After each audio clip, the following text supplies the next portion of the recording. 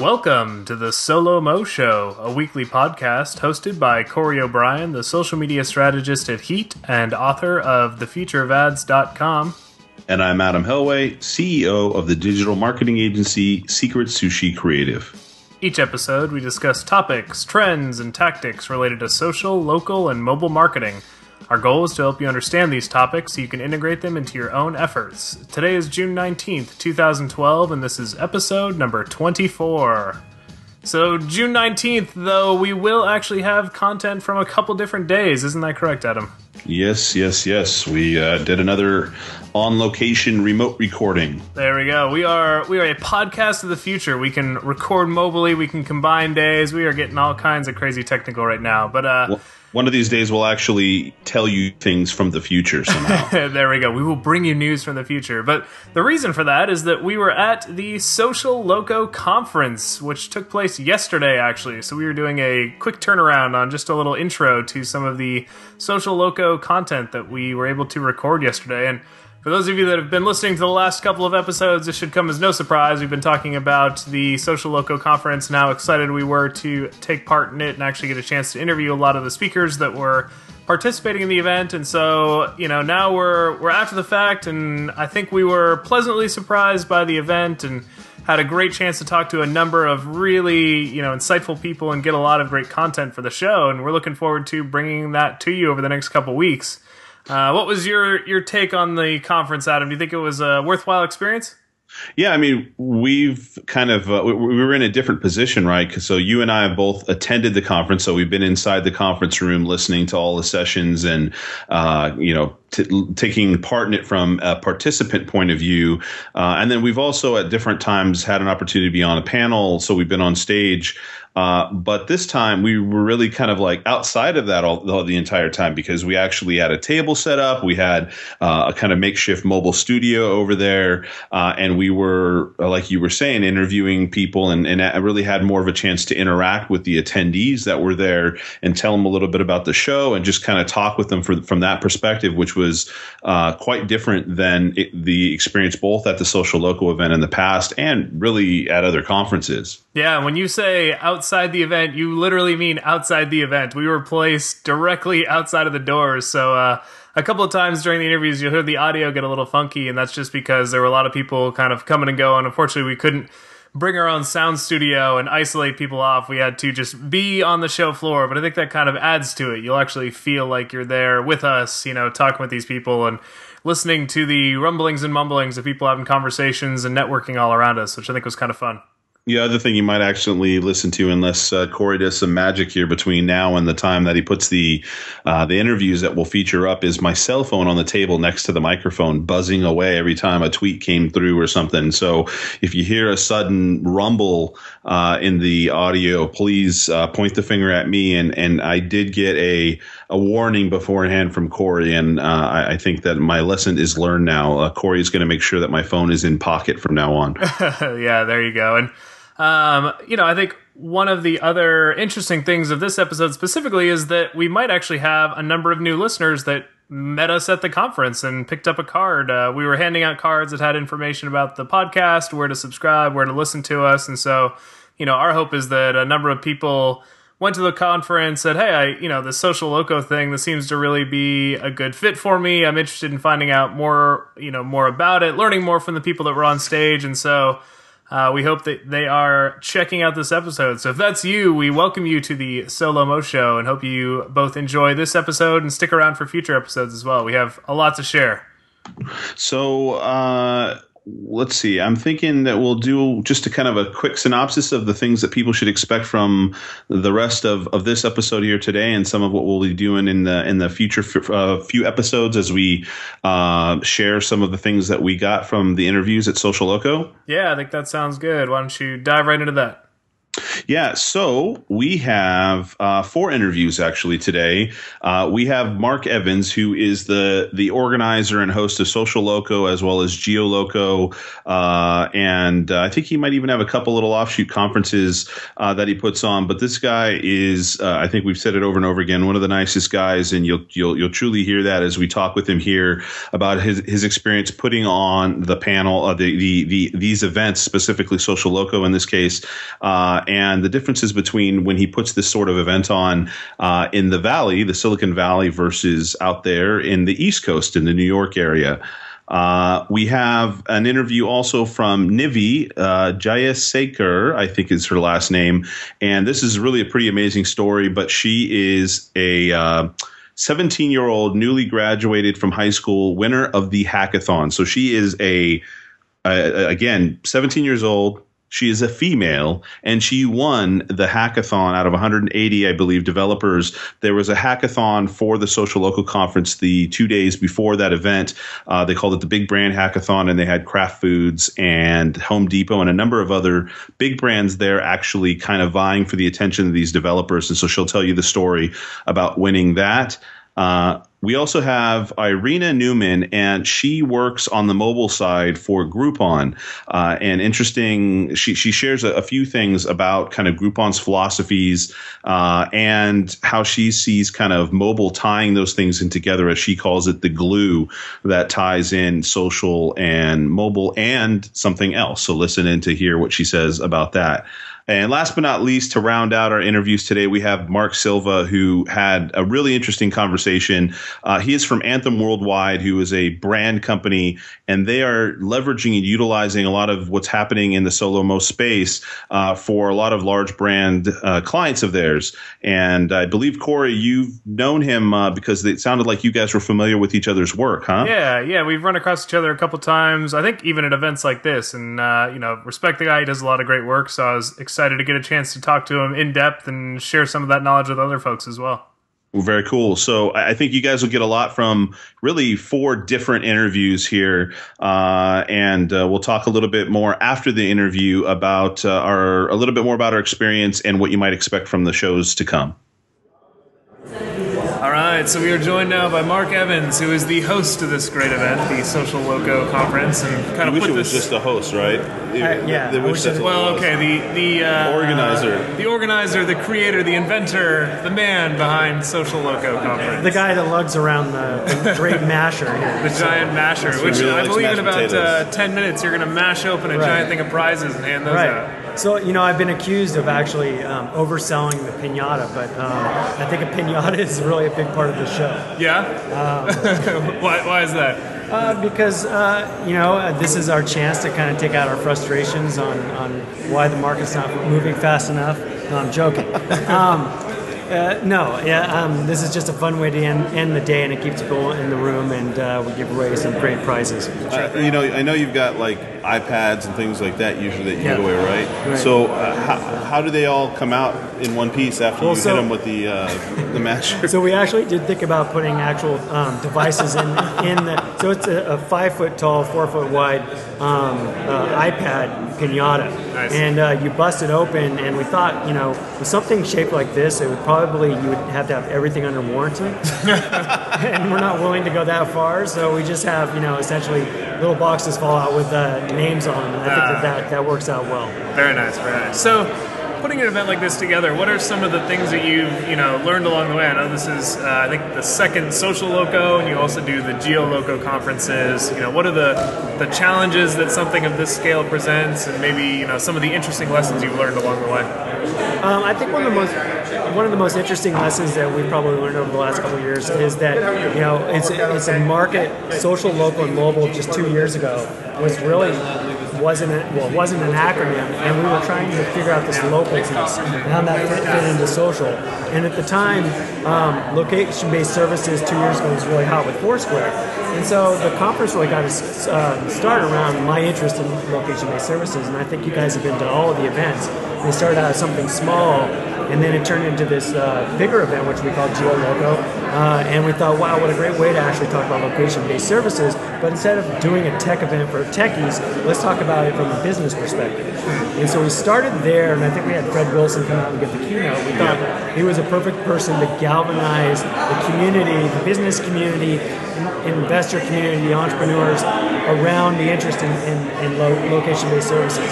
And did a great job of that. And we felt like here, we did actually in this building, we did the conference and we felt at the end of it like, wow, we did a great job. Location-based services is going to hit a tipping point. We're almost there. And then we got this idea that let's go test our idea. Does the rest of the world care about this? And we got a huge wake-up call. We went out to New York and we co-located at AdTech. It's one of the industry's largest advertising technology conferences. And so we had Dennis Crowley from Foursquare come out and keynote. The place was full, but it was a totally different vibe. Instead of enthusiasm and this early adopter energy that we take for granted here, out there it was hands on wallets, arms folded. What is this location-based thing? And Dennis who? I mean, it was really like... And he's a native. He's from New York. Right. And so, it was interesting because we had him out there talking about what the possibilities are when it comes to small business and business in general. And then the real kicker was we thought, well, we have use case studies that can blow people away.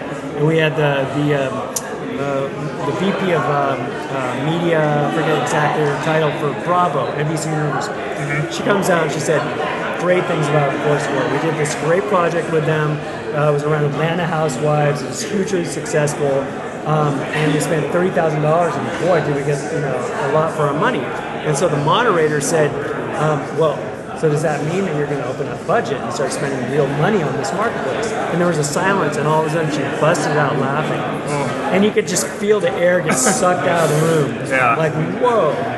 She said, you got to be kidding me. We're not going to spend money on a technology, on a service, on an industry that A, we don't understand, and B, is unscalable at this point. She said, you as an industry, you as Foursquare, or an LBS service, tell us how to scale it. And she said, for $30,000, it's a great testing platform. So the message to you is keep testing, and we'll keep spending, our small budgets on this to do it. And she said, but I'll tell you what, there is a silver lining to this. And no one wanted to hear this, but she said, when we do get ready to spend money, we'll go with Facebook or Google. And so we love the entrepreneurial community. We love startups because you're a great test bed for us. And you can just feel like the energy just drain out about 50 of us there just going, we got to rethink this thing. And so we went back home and we thought about, well, okay, so Geo-Loco is still kind of out of the kind of grasp of agencies and brands at that particular moment in time. And so we came up with the concept of Social-Loco, which is really simple, taking people down the line of, well, brands and agencies understand the social web to some extent. They understand Facebook. They know that they need to be in mobile. Maybe they don't know how yet, but they know they need to be there. And then there's this pot of gold at the end of the rainbow, which is location. And so these three pieces really work together. And so we decided to put together a conference, and we pitched this idea to Marissa Mayer of Google, and she was like fully behind it. Said this needs to happen in the marketplace. So we were able to get her to come out and keynote and really support the event. But one of the interesting lessons was really, I just lost my train of thought. From Marissa Mayer. Oh yeah. Lesson taken away from that. Yeah, I mean the lessons really were around how do you engage the brands and the agencies around location. And this is it. A slide came out by Susan Wojcicki of Google that said 93% of all sales and services happen in real locations. 93%. So that may be a little bit different today. That means 7% online, and a huge amount of sales happen offline. They're actually researched online via social, via search on Google. I think it's 42%. So people are actually doing research online, or they're still buying offline. That's the bottom line. So how do you take the social web, move to mobile, and then to location, and drive that spectrum to some kind of conclusion?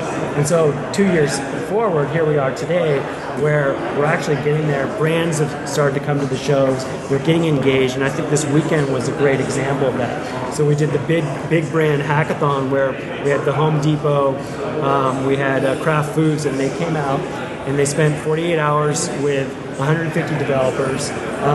They had great cash prizes. They got everyone motivated, and they wanted them to solve some very basic problems for these brands. How do we increase awareness? How do we increase engagement and drive sales? So with that, 48 hours later, there was 40 apps that came out of it, a marathon presentation session, and the most amazing thing happened. A 17-year-old high school student won. Right. Which is quite an amazing story. So, I mean, you had the age from 17 to 50 years old. And I think you interviewed the young lady here, right? Yeah, we did. So, I mean, that's an amazing thing that happened. And then in the back hall, so she had to show up here at the show with her mom. She couldn't make it earlier to present. And so her mom showed up, and we introduced her to Facebook, because Facebook, we had to push Facebook's keynote back. And they said, why? And we told them why. They said, well, we want to meet this girl. And, how old is she? And when did she graduate high school? And they actually offered an internship on the spot. So that was pretty. That's the kind of power and excitement that happens. Definitely. We feel like this is a success if those things happen.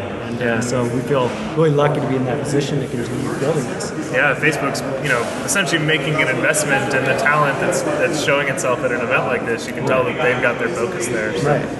Cool. Well, I know we got to let you get back to beating up a pinata, but what would be your one takeaway that would bring somebody by next year? I think this has been a great series of events, and I know we're shooting forward to next year, looking forward to that already. So, where do you think the industry's going, and in the next year, and what do you think we'll see at next year's event? I think you're going to see we're going to see double the brands. I mean, what I'm saying here is that you're going to see brands starting to get engaged with social, local, and mobile, unlike anything before. We saw a hint of it this weekend. And we saw the excitement on their faces. And this is not a total cut to the digital agencies out there, but basically what we heard was that, wow, you guys can produce in 48 hours what it takes a lot of agencies to produce in a month. Right. And so that kind of power is not to be ignored. So I think you're going to see a lot more brands directly connecting with developers and the tech companies out here. So I think that's what we have to look forward to. All right, good stuff. Well, thank you for joining us, and look forward to coming back next year. Thanks, Mark. Thanks, guys. So we're here talking to Nivy Jayasekar. Yeah. No matter how many times I practiced, I knew I wasn't going to get it. And you were here this weekend at the hackathon that happened with the Social-Loco event, right? Yeah, I was. And so, are you one of the winners? That's what we heard. Something you were either won, you did something really awesome this weekend, right? Yeah, I won. I was actually really surprised, but they combined 2 prizes for me, and they it was. I think I won. So I won first prize for Home Depot app, and then I won for first prize for the best garden club application for Home Depot as well. So before getting into we want you to describe that a second, but can you explain to those who don't know what a hackathon was? And in fact, this one was a little different because they called it the Big Brand Hackathon, right? So you mentioned Home Depot and such. So what was this event about? So basically, a hackathon is where people who love to code come and code. And basically, what happened is that at Big Brand Hackathon, we were coding for a real audience. Like the people who wanted to use our apps and use the ideas for creating real apps for them for their own brand. So I coded for Home Depot, and what we were given APIs, which are basically cool features or add-ons you can have to your base app. And you had to you had to solve the problem that Home Depot gave. So the problem Home Depot gave me was that they wanted to attract customers to their mobile platform. And they had 2 types of customers, and they're literally there's no way you can market to both of them or satisfy both of their needs at the exact same time, because there's different ways. If there's a experience builder or a person who makes their living basically using Home Depot products to make houses or gardens and things like that, then you need to target them differently than you do to a person, say, who's just going to Home Depot for I broke something, I don't know what it is, but I need to fix it, right? So they were looking for separate solutions to satisfy both those things, and I was really fortunate in that I found a way to integrate that and make it so you can actually satisfy both of the customers at the exact same time. And so there were lots and lots of other. Are you a programmer? Is that what it is? No, I'm still a high schooler, so I'm going to go to Carnegie Mellon University next year. But right now, I think it's my first foray into like mobile programming, so it's really fun. Yeah. Mm-hmm. So you were doing some programming, right? Yeah, no, I did programming in high school. I know Java. I code a little bit in, so I was able to do Android pretty easily, but this was in Windows. Okay. So C#, yeah. I am a programmer, yeah. And you had were folks working in teams? Were you working with a team over there? I did work on another team, but this project I did actually by myself. Oh, wow. Yeah. So what got you interested in mobile programming? It seems like, is that something that you've noticed as a trend, or? When I was taking Java in school, I was really curious and like, how do I actually practice it in real life, kind of thing. I like learning in school, but learning in school seems like such a one-dimensional way of learning, right? So I wanted to learn in a more interactive way. Like, how do I apply it in the real world? And so I started searching on Google and things like that, and I found out that there were hackathons available. So I was like, that's really interesting. Have you been to a hackathon before where a brand, the end kind of user or the end company that would be interested in that brand, in this case you're talking about Home Depot, wasn't there? Have you been to, and was it any different than, knowing that you're looking directly at the group of folks who potentially would be choosing that? The hackathon I've been to so far before this is basically like, there's a platform, people who have a way of doing the app, and basically they ask us to use their platform to create an app, and it can be for whatever they want, like whatever you want it to be, right? So this was actually the first time I had to code for a specific customer. And did that pose any unique challenges or opportunities? It posed a challenge in that I literally couldn't code whatever I wanted, right? So I couldn't necessarily be creative in the area or like the area that I chose to code in. But once I made sure that it has to be about Home Depot, it has to be about gardening. Then I actually found a lot of ways to make a creative business solution. So I think the business part was the key part there. How did did they kind of share with you a little bit about the brand at all, for you to kind of pay attention to that as you built the app? Because you're building that app with a certain, like you're talking about, there's a certain level of restrictions, and part of that likely has to do also with the sort of experience that the brands would like people to have in interacting with their application. Was there any sort of like learning process when it came to understanding a little bit more about Home Depot's brand than you might have initially known, or did they share anything with you that helped you really understand what they were looking for to make sure that the application stayed on brand? So they actually had a PowerPoint at the beginning of the hackathon where they basically shared with us what Home Depot is and the kind of image they want to give to the customers. And they also gave us a picture of the the typical customer. Like they gave the demographics, how the psychographics, things like that. Basically, how the customer looks like and how do you want to here's the customer you're coding for. So how do you want to appeal to them, kind of thing. That said, I also regularly shop at Home Depot because me and my parents break a lot of things? Huh? You break a lot of things? No, I really love do-it-yourself projects, like DIY projects. They're really fun, and I sometimes go online and I just look at them for like days. I don't know. So it works out well. So. Are there any platforms out there that you're inspired by or that you think are doing some interesting work?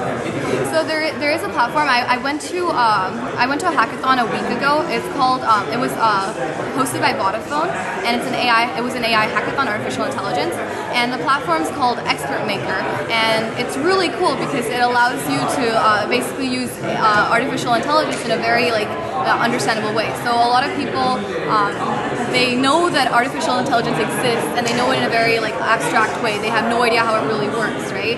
The platform allows you to be able to use the cool things about artificial intelligence without necessarily having to gain or spend lots of years learning about it. So, being that you're freshly out of high school and you've been going to a few hackathons and such, and this sounds like it might have been even the first one that really had the brand right there, that whole experience of understanding how you're creating an app for a particular brand. Do you have any tips for maybe young people that want to move in that same direction and be not just developing apps for themselves, just playing around and experimenting, like you said? Learning in school is one thing. You maybe don't have the limitations and restrictions of building for a brand, but then suddenly now you've got a kind of quote-unquote customer, right? How should folks who want to get into it, whether they're in high school or not, how should they think differently about getting into this space? I think the most important part is actually trying, because a lot of it's just practice makes perfect. So just give it a shot. Go and attend a hackathon. The first time you may not learn anything, and then the second, or you'll definitely learn a lot, but you may not know anything to start with, right? And then you do another one, and then maybe you don't win a prize, but at least you learned a lot, and you keep on doing it, and then it clicks on. It's really addictive. So with that said, how many hackathons do you think you've been to? So this summer, this was my second one. Last summer, I attended one right before I went off to for vacation. So just a handful of them. Yeah, I haven't attended a lot. And what did you win this time? This time I won.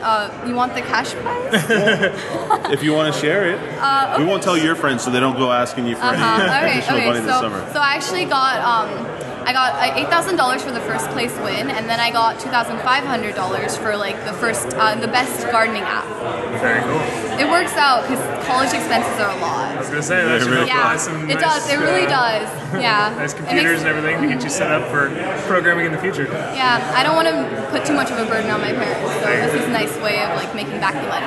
Very cool. Well, thank you for sharing congratulations on the win. Yeah. Thank you. Thanks for joining us. Yeah. So we are here talking with Irena Newman, and she is the mobile marketing manager over at Groupon, right? That's right. How are you doing?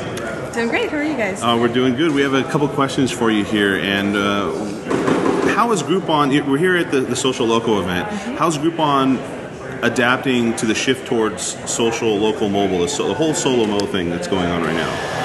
I think Groupon is, by nature of the type of platform it is, on the intersection of mobile, social, local, and commerce. Okay. And mobile is the glue that brings it all together. So Groupon basically is based on 4 fundamental steps. It's discovery, purchase, redemption, and then reward, right? And so in the past, like if you're a big brand, you need a whole IT system to figure out how you're going to bill people, how are you going to then reward them, United Airlines, rewards partner, all that. Groupon, with the power of mobile device application, allows the merchant to scan the redemption code. When you come and purchase multiple times with the same credit card, it tracks the rewards and then rewards you for loyalty. And as a user, you can discover and purchase on your mobile device, right? So this is pretty revolutionary. I think this is something that gets, doesn't get as much attention, that all of a sudden this very complex e-commerce cycle is available to, Bob's barbershop at their fingertips without having to spend millions in IT systems, without complex, barcode scanners, without, sophisticated CRM systems. It's available to them for free. And you're saying that the mobile is the glue because it's with them throughout the entire process. That's exactly right, because you can discover and purchase on mobile as a consumer, and then as a merchant, you can scan the barcode with the mobile merchant application. Like literally, you take a picture of a barcode with the app, and it goes into the system. And then on the rewards side, same thing. There's a tab in your consumer app that shows the rewards, and let's say you spend $30 out of $50 to unlock the $5 reward at Intelligentsia Coffee. So it's very, very fundamental, and so I think for companies like Groupon, and I would venture to say any e-commerce company, mobile is the glue for social, local, and commerce that makes the seamless system work in a very beautiful and effective way. Cory, do you have some questions? Yeah, I mean, I think you mentioned that it's great for some of these companies that traditionally can't do that type of marketing. How do companies like that get started? What's a good first step that they would take to get involved with something like Groupon to offer a deal? Sure. First of all, you need to decide that this is the right approach for your business. But, prior to Groupon model existing, the promotional model for a small business was kind of publish a coupon in the paper and then wait and see. And so, on the one hand, you don't know how many customers are going to come in the store and take advantage of that coupon. You don't know how long it's going to take them. You are not able to predict sort of the revenue that you're expecting from that promotion. And the wait and see kind of manual model is not effective at all. With Groupon, what you're able to see within 24 to 48 hours, you're getting the benefit of getting that revenue up front, right? So people are buying Groupons right away. Yep. So you get the money in the bank up front, number one. Number two, you know exactly how many customers to expect in what, you know, in a certain time period. Then you can reinvest that capital in growing your business and just become that much more effective. But at the same time, you also need to factor in the the revenue share that the merchant will give to Groupon in return for taking advantage of that service, and also kind of taking advantage of the power of the internet, really, where Mike's Cupcakes are able to reach thousands of people in that neighborhood literally overnight, where in the past that wasn't really feasible for small guys, right? It's the Nordstroms and the Bloomingdales and others that had access to the complex internet promotional systems. But now Groupon, Groupon goes out, and that basically everyone in your territory knows about that deal and that merchant. So to paraphrase, I think to get started, get in contact with the sales team, and they're really great in helping businesses evaluate if Groupon is the right solution for them, both from the scale point of view and also from the expected revenue and engagement point of view. And what's one of the best kind of offers you've seen or marketing programs you've seen inside of the Groupon system? Sure. So I look after mobile marketing, mobile user acquisition, and so a topic that's near and dear to me is how do you really bring offers to users wherever they are without forcing them to open the email or go into the app. And so the big idea, and I think the trend that's going to be emerging in mobile advertising in the next couple of years, is really connect the mobile app to the API and to the data that you know about that impression, and make the ad look like an app. Because what we have right now in mobile advertising is a 300 by 50 banners or larger banners that really replica from the online days. It's not very intuitive and, let's face it, not that effective. But what is intuitive on the mobile devices is how we interact with apps. We like it, like to touch it. And so one of the things that we at Groupon are very excited about is taking our mobile advertising and making the ad units resemble our apps with goods, getaway tabs, and then if we know that you're from the zip code, make the deals appear through the API that are relevant for your zip code, and sort of kind of bring the deals to you, whether you're playing a game or listening to Pandora. And that approach, in my view, is ideal for any e-commerce or purchases that are impulse in nature. So you're talking about creating location-aware ads that are more engaging, is what you're meaning, right? So rather than say, like you said, I mean, we've talked about this actually on a couple shows back, Cory, where we were saying that folks are talking about mobile advertising as being not engaging, not something that the average consumer wants to click on, and in fact, like you were saying, a smaller form factor of the traditional online advertising, which in many cases isn't as it's just not as popular. It's not as useful as it has been in the past. Absolutely. And, we're bombarded with all kinds of marketing messaging. And so you have to earn the attention of your customer. And one of the ways to do it is to offer a two-way communication. So not only me saying, here's a static banner, click on it. It's like, why do I need to click on it? It doesn't look appealing. What if you were to say, hey, here's a dynamic banner. Please choose one of the three options that are interesting to you. Deals under 50, expiring fastest, and most popular. And then, okay, I'm, or let's say full fur can, right? So I'm price sensitive. I'm curious what deals are in my neighborhood under 50. And you interact with the ad unit, and then I think as a consumer, you just feel that much more engaged. And, frankly, heard by the brand or by the advertiser by being able to interact with that. Now, you kind of mentioned earlier, you said, about how a business might get ready for doing an initiative like what Groupon offers. So are there circumstances where, a business might not just be ready at a particular time and needs to think about a few things internally instead of just saying, well, we're ready for more business. Well, what does that mean to be ready for the increase potentially in business that you're talking about? Yeah, absolutely. So from the point of view of a small business or a merchant, if you're a CEO of a small business, you need to look at Groupon as one of the marketing channels for user acquisition, right? And there are many. You can advertise on the radio, you can have an ad in the newspaper, etc., etc. You can have a Groupon. There's cost associated with driving each user. And so what I would say, you never want to be in a situation where you're 5-bedroom bed and breakfast, and you go and do a Groupon, and then you have 1,000-car line outside the door. This just creates a poor experience for everyone and just a stressful situation. Yeah. So what Groupon got better at is really managing the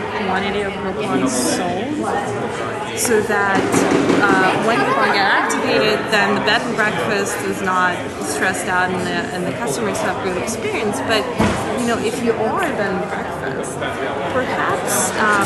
perhaps you don't want to have and you have 5 bedrooms, perhaps you don't want to reach 7 million users overnight. Perhaps as a marketer, you want to look at other channels. That would be my general answer. And so I think and folks can kind of work around that by, like you said, maybe potentially talking to you guys, because part of what Groupon has to offer is actual people there to consult and kind of feel out what's the best offer for that particular business, right? Absolutely. And over time, we've done this for so long that our sales teams are looking at complex quantitative models to really let you know what would be the optimal strategy for your business in terms of timeline, quantity of Groupons, and pricing.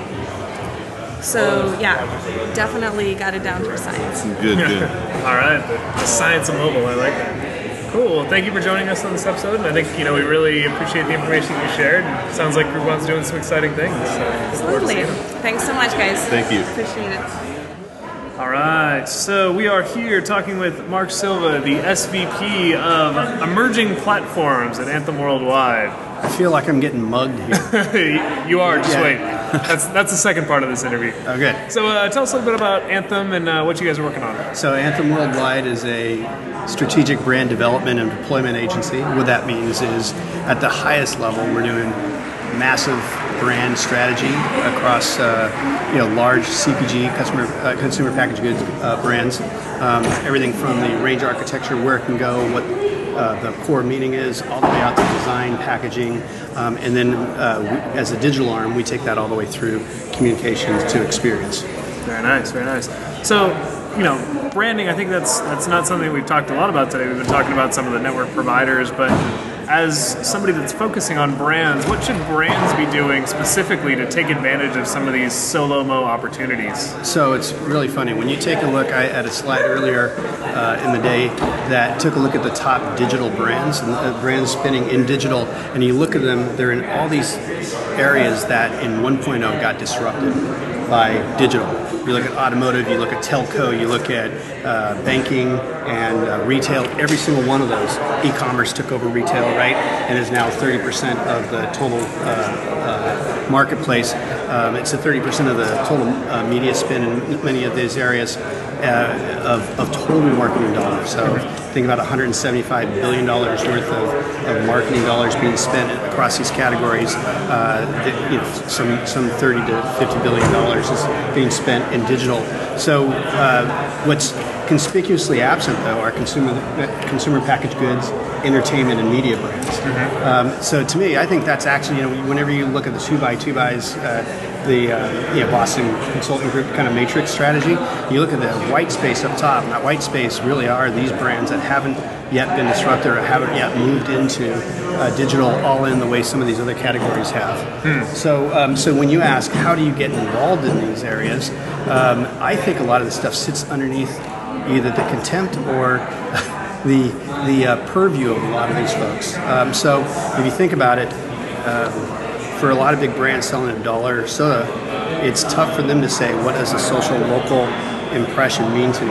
Right. If you're a retailer, that's a massive signal for you, right? That means, hey, you work with the giants, right? That means, hey, I'm here. I've got this intent. I'm going to do this, right? Those are way bigger signals, not so much for CPG or media, for entertainment. So how do you change that? How do you make a shift on that? And so what we did, I'll give you the answer to the question of how we're answering that question. Yep. We just this weekend did a Big Brand Hackathon. So our Chief Strategy Officer, Eric Ashford, likes to say that all change is event driven, and so we put together this event that allowed Kraft Foods and the Home Depot to engage 150 plus mobile developers to just hack over their brands. And the process of putting together a brand development kit, the process of briefing developers who really don't think about brand and design and solving certain business problems in the same way was a massive gap that we sought to bridge. And I don't know how many hackathons you've been to. None. Really? Not so far, yeah. Really? How about you? Not officially, yeah. So I've been to dozens of them, from social ones to mobile ones, and to me the thing that's missing is big brands. So when you say, what can we do or what are we doing to try to make that happen, well, there's some things you need to do from a cultural perspective. There's some things that you need to do from an educational perspective. And there's some things you need to do just by doing really cool stuff in the space. And so our agencies try to hit it on all fronts. And it's interesting. So we talked with the winner of the hackathon, and I think definitely. And one of the advantages is how else are you going to find somebody like a 17-year-old coder? That's like really this undiscovered talent that you're only getting at through something like a hackathon. So from a brand perspective, we heard what it was like from the coder perspective, but from a brand perspective, what are some of the things to consider when approaching a hackathon or thinking about putting something like that on? So I think it's been well considered, which is why they don't do it. It's actually a pretty involved process. It requires a network of developers, which aren't easy to find and easy to excite. It involves a really smart structure to an event that is all about what's in it for them, not necessarily what's in it for the brands. That's a little bit of a slight orientation and change. Frankly, it's really good if you've got someone who does hackathons as a partner. And we had that with the Lucid Way, a group that does hackathons, so we basically put the Big Brand over the top of that. And we also partnered with Converge Labs and with the Social-Loco Conference as a way of having them show up then to a larger event after the fact. So what we were really trying to do was say, how do we not just make this a developer weekend, but really make it a Big Brand hackathon? Sure.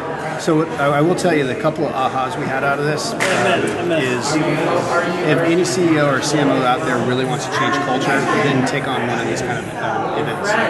Because it's going to change your culture as much as it is going to be something wonderful for the developers. Sure. So for brands that have taken that first step, what's maybe some more advanced techniques or advanced platforms that they could be looking at to take their social, local, mobile to the next level? So the way more advanced ones that have a lot of money deployed out there are guys like Unilever, PepsiCo, they're both limited partners in Pacific Ventures. So they're actually, you're seeing Amex created a $100 million fund. You've even seen agencies like Publicis creating massive investment funds. So investment is one way of doing it because, frankly, I think the venture way of betting, it may even be better than the media buyer way of vetting emerging technologies. And a lot of times, emerging technologies probably look more like a business development deal than they do a media buy. Right. So, maybe taking on some of those Valley attributes may help brands move forward to the next level. Interesting, yeah. So, I think any interesting insights from this event in particular that you've taken away?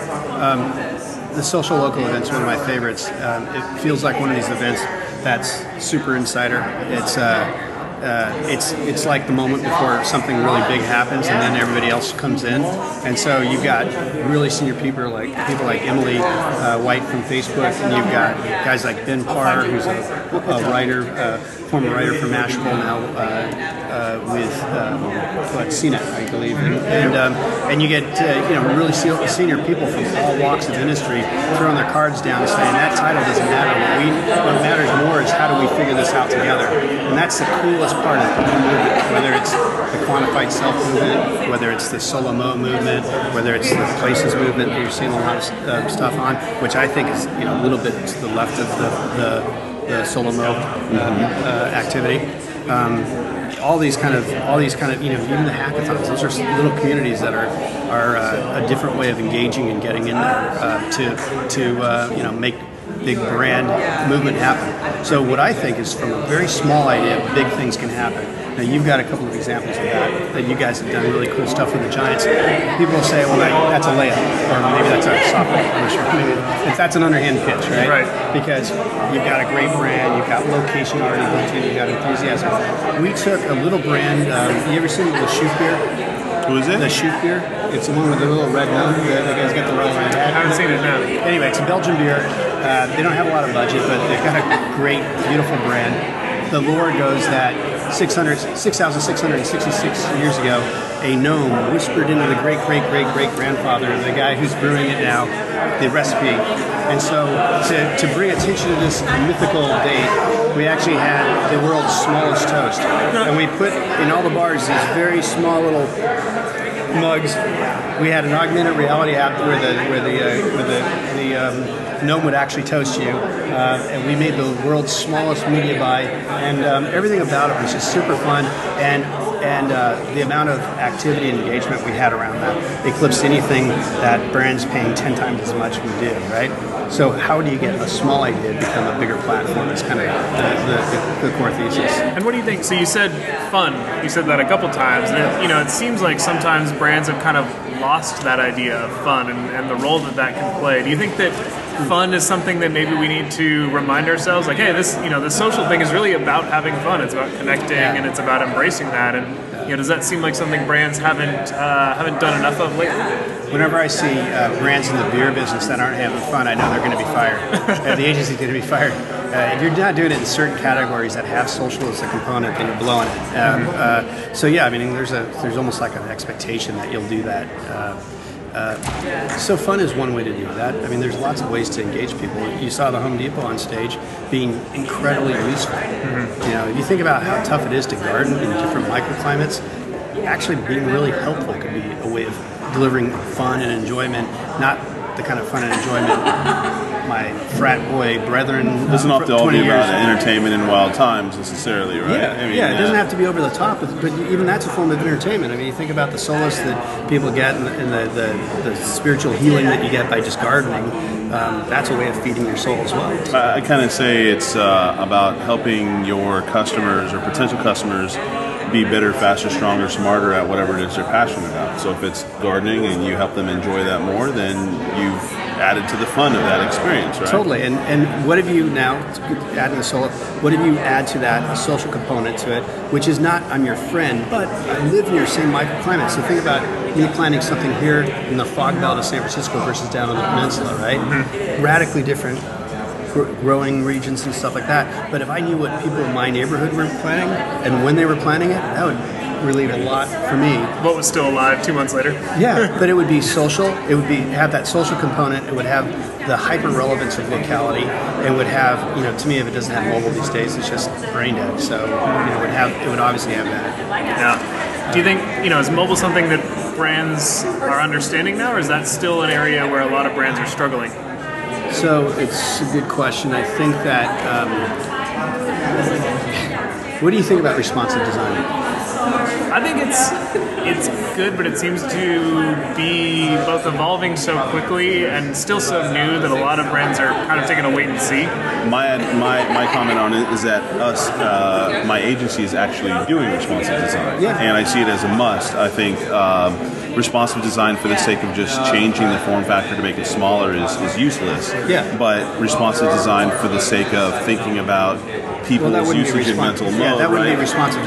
Real responsive design is thinking about the other axiom, not just of size, but also usage, use models, context, all that stuff. Yeah. Exactly. But to me, so my take on responsive design is it's lazy.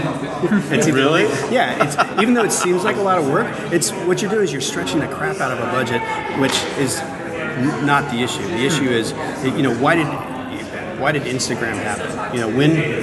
When broadband hit 50%, YouTube happened. When smartphones hit 50%, Instagram happened. Why? Because it was optimized to new behaviors and new channels and new desires that people had. It wasn't, forget the Android platform. It was 2 weeks before they got acquired. So it was all 100% optimized on iOS, on the iPhone. So you're pro app and not so much pro web. No. My point is that a lot of responsive design means it just won't look janky on some other platform. It doesn't mean that you really did the smart stuff to optimize to all the different features that are on that phone and on that platform, on the iOS platform versus the Android platform. So responsive design as it's applied to, say, an application, but not necessarily, say, a marketing experience. I still think that. So let me give you another example. Flipboard. It took them a year and a half to go from beautiful tablet down to iPhone. Why? Yep. Because it's not inconsequential to go to a new platform. Yep. And we're treating responsive design as though it is, as though it's of little consequence. And I completely disagree with that. I think you're losing out on the opportunity. So when you say, do people get mobile? I think they may be doing mobile.coms now more. I think we're up to 60%, and that was only, there's only 8 or 10% 2 years ago.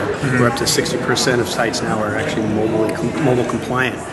That doesn't mean that they're optimized to mobile in any case, and it lets everybody off the hook of thinking about this stack in a way more intense way, which is what we do out in the valley that doesn't happen in other places. And I think that's part of the issue. The fact that, the reason why you see big brands coming out here and setting up shop or investing or acquiring companies, just like Facebook did with Instagram, they're doing it because this IP is not inconsequential. It's going to be what drives the future. So when I say big brands don't get mobility, I don't think it's not that they don't get it. I think everybody sees the smartphone coming at them like Neo in The Matrix. Yeah, the Matrix. Like the smartphones are like going there in bullet time. Like we all know how important this is going to be to us.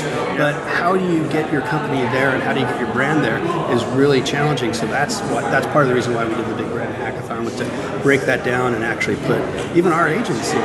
For you guys, if you guys were sitting in there, you would come away with a change in culture just by having sat next to those guys for a weekend. It's just simply awesome. I recommend anybody to do it, and that's just the start of it. There's got to be a lot more from there. Then you have to build really smart strategies that say, and by the way, here's the way that we really optimize to this platform. Once you start understanding it at a deeper, real stack level. Interesting. So, if you had to give one takeaway to brands out there, what would it be, related to this conference or not? What would be your one kind of key thing they should be focusing on for the next couple months? I would. What do you want to tell the world? Here's your platform to do that. Well, that's right. So I've got two messages. One is between venture and technology, there's a really well-developed relationship. Between agency and marketer, uneasy but well-developed relationship. When you put that together, it's not so neat. And we call that the geekosystem. And in the geekosystem, there's a bunch of outliers doing smart things. Hire those people, put them to work for you, and whether they're an agency or not. Second thing is, I think you have to do it here in the Valley. The reason why Anheuser-Busch set up Beer Garage is because you can't do it from St. Louis. You can't do this in Atlanta. You should hire an SF agency, and you should be doing it out here because the talent out here gets it better. And I'm sorry about that. I know I've got teams in Chicago who are throwing daggers at me right now through the Hangout at internets, and in New York, because they're doing brilliant work, but they're bringing a very Valley anchored sensibility to it. And most people who come to work for, and you guys have had the same experience, when they come to work for and they move here from San Francisco, they'll say, holy smokes, the water cooler conversation is just that much smarter here, right?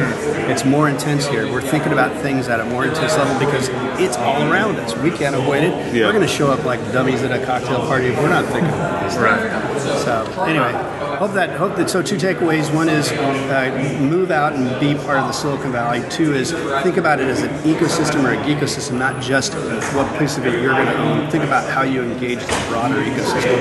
Yeah, good advice. So yeah, thank you for joining us. Yeah, appreciate all your input. Thanks. Fun chatting, guys. Yeah, enjoyed it. Thank you. Cheers. All right. Well, there you have it. Those are the 4 interviews that we have for this episode. Now that everybody's had a chance to listen, Cory, what did you think about the folks that we interviewed this week? So specifically, we started off with Mark. I know you like the guy as much as I do. And did you have anything to take away from what he shared? Just listen to his energy, and then keep in mind the fact that we interviewed him literally right before the end of the conference. He was, he had this giant potato masher in hand. He was getting ready to jump on stage and break open a piñata and hand out a bunch of prizes. But this was literally like hours and hours after watching Mark just run around. He was there first thing in the morning setting up. He was there wrangling speakers. He was, meeting people, greeting people. The man was just everywhere and anywhere at one time. And the fact that, he still sat down with us and still had all this energy left to share with the listeners here, I think was amazing. And, Mark, like we've said, an incredible guy, puts on a great series of events. And if you're in the San Francisco area, definitely check out some of the events he's got coming up in the future, because I know he's always kind of looking to get more of the smartest minds grouped together and then share that knowledge. So, Mark really impressed me with that. I think Nivy, the hackathon winner, the thing that really struck me about her, and the quote that I keep telling people, I was like, I met this girl and she literally blew me away, is she's 17 and she still said that the one thing she wished she had done differently was start earlier. What does that mean for the rest of us? If 17-year-olds already feel like they're behind the curve when they're winning hackathons and getting, incredible offers. I think literally she got an offer from Facebook to do a summer internship on the spot based on winning this hackathon. The Facebook person was there and said, hey, you're obviously smart. You're obviously capable of doing a lot of things that we'd like to bring that skill set to Facebook. Here's an offer for an interview. And, I think that was incredibly impressive. And then to have her say, well, I already feel like I'm behind the curve and wish I had done more. I'm like, well, great. That just means that we're, incredibly out of date and have a ton of catching up to do. Yeah, and I think even Mark mentioned that, and Mark was, I think, he kind of takes, out of all the things probably that happen at the event, I think that's what kind of excites him, is to see those sorts of things happening because of bringing those folks together. And Nivy, I think the interesting thing about the hackathon, out of all things, was, a lot of people have these hackathons throughout the year. And this one in particular was called, the Big Brand Hackathon. And so the type of hackathon it was really had a lot of focus on a brand. And we don't see this happening a lot. I mean, we live in the Silicon Valley and folks are having hackathons or some sort of developer meetups quite often. But the fact that this was really focused on a brand and the needs of the brand, and as you heard in the interview, that the brand was kind of shared and kind of laid on top of the whole experience initially so that people could understand what it was before they started building anything, I think is a trend to watch and something to even consider. I forgot who it was that had said it, whether it was Mark or maybe even, I would say Mark or Mark. It was Mark Silva, that development in the sense of doing hackathons especially is the new kind of ideation on products. What do you think about that, Cory? Yeah, I think that was Mark Silva, and I would agree. I think that, the hackathon, by its very nature, it's immediate. You find a problem, you address that problem, you solve it, and it's just getting a lot of smart people in a room and saying, go to it and see what you can create in a short time frame. And by its very nature, again, it's going to have, less oversight, less committee review, less meetings, less, checking in with all these different people, which means the ideas that come out of it are very raw and very pure. And I think a lot of companies could benefit from that and from not having to filter ideas through levels and levels of management and meetings and check-ins and all these things, and just saying, hey, we've got smart people, let's put them to work, let's see what comes out, let's make some magic happen. And how else are you going to discover 17-year-old hackers that are able to weave together all of these different things and in the course of a weekend create something that, literally a award-winning piece of code that you developed? So I think there's a lot of lessons to be learned from brands around the hackathon space. And then Iryna Newman over at Groupon, I actually felt that it was quite interesting to hear her say social, local, mobile, and commerce. I think we always forget that word, and when it comes to business, commerce is an important part, of course, in the end. And so making sure that you kind of keep that in mind with the components of what it is that you're trying to brew up with all these other parts of technology and all these other trends that we're talking about at events like Social-Loco and on this show, for instance. And so she had that was just kind of the first time I had heard somebody kind of almost add a fourth leg to the table or to the stool or whatever you want to call it. Yeah, Mark's going to have to rename his future event. Don't tell him. He's going to have to create a Solo Momo conference. Social, local, mobile money or something like that. Yeah. Or Solo Mo Co, right? Is that what it is? Commerce, but yeah. I thought that it was really cool. And, I think we got a little bit of insight as well into how Groupon perceives themselves to be and wants themselves to be perceived in the grander scale beyond just the daily deals. Yeah, I would agree with that. I think that was interesting, and they're going through a bit of a challenge right now, and people are questioning the longevity of the model and questioning if they got too big too fast. So it was interesting to hear, from a Groupon representative talk about the size of the deal to go after and the types of businesses that should be considering Groupon and how they're trying to adapt to better suit the market. So a lot of interesting insight there. And Mark Silva all around, I think, was one of the last.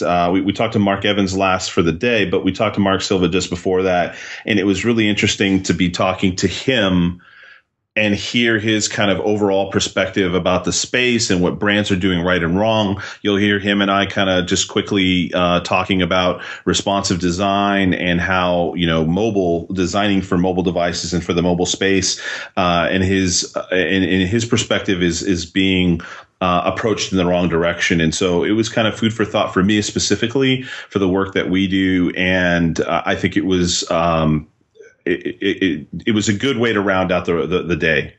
Yeah, I would agree with that. So in addition to the 4 that we talked about today, we also have a number of interviews that we're actually going to save. We didn't want to put together all these interviews into one episode because it literally would have been like 2 hours of content because we got so many great things to share. So what we're going to do is put a couple of these interviews in each of the upcoming shows. I think we've probably got about 3 more weeks worth of interviews, so we'll be kind of sprinkling them throughout our existing show plan. We'll be sprinkling them throughout our existing show plans that we have. And, just to give a little sneak peek at some of the other people that we had a chance to talk with, we talked with Diane Eisner, who was from Waze, about, mobile traffic and how data sharing is really coming to life and creating a lot of valuable information. We talked with Kip Jones from Skyhook Wireless, and he had a lot of interesting things to say about indoor location and how that's really going to change the way we think of gathering data and what brands can do with that data. We talked with Kevin Fleiss from Room 77 about the travel industry and how travel is sort of adopting to social, local, and mobile, and Room 77, some of the interesting things that they're doing to really capitalize and change the way that we think about booking a hotel room. It's doing, the iTunes model for hotels, where you're not just buying a hotel, you're buying a specific room, and you're very informed about that room and can actually have a better experience buying a hotel through that process.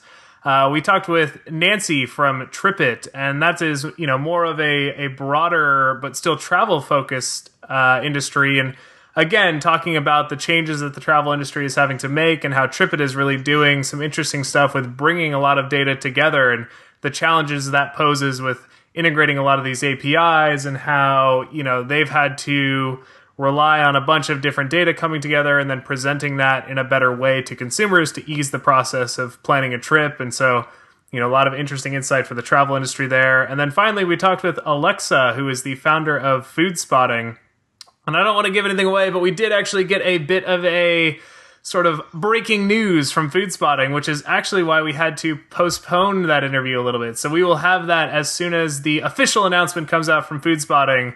But stay tuned for that, because that is going to be a really interesting interview, especially because she sort of snuck in an announcement for some of the upcoming features that they have. And, in my mind, it's some really interesting stuff. And so we'll actually have that queued up. And as soon as the official announcement comes out, we'll put that as a special episode of the Solo-Mo Show, just the interview with her, because I thought that was, really interesting insights in terms of mobile apps and how they're evolving and what goes into creating a community like Food Spotting has developed and how that can help the long-term growth of both a business and an application.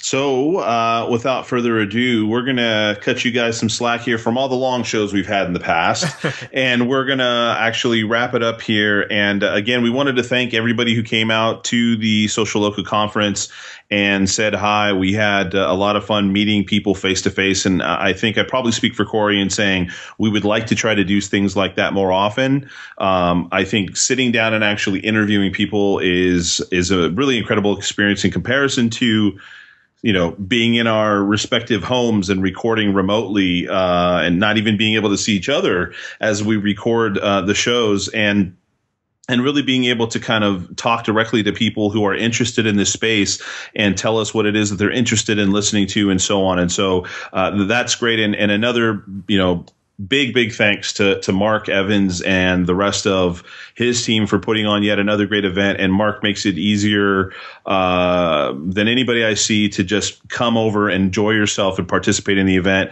And Mark was just very open and welcoming to allowing us to come on over there. So thanks, Mark. We appreciate that.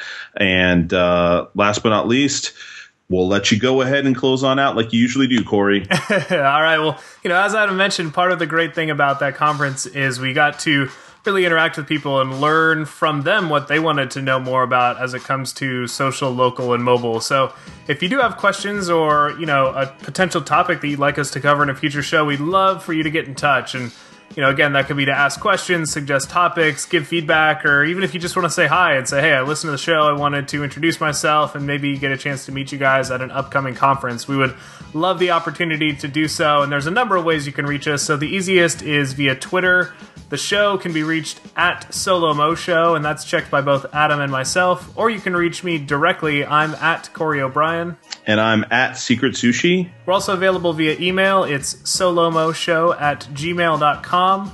Or we have Facebook, Google+, and Pinterest accounts. So if you go ahead and search for Solo-Mo Show on Facebook, Google+, and Pinterest, we should pop right up, and you can connect with us through those platforms as well. And as always, we'll include show notes along with this episode. And for this one, it's going to include some of the links to the people that we're talking with, the projects that they're working on, the companies that they're associated with, so you can really dive into the people that you're hearing us interview and learn more about them. And the easiest way to get that is to actually go to solomoshow.com. You can see the show notes associated with each episode, or it should also be available in your podcast player of choice. So just search around. There should be an option to view show notes, and that's going to include all the links and things that we discussed today. So a great resource if you're listening along and want to dive deeper into some of these topics. And with that, we will see you guys next week. Take care.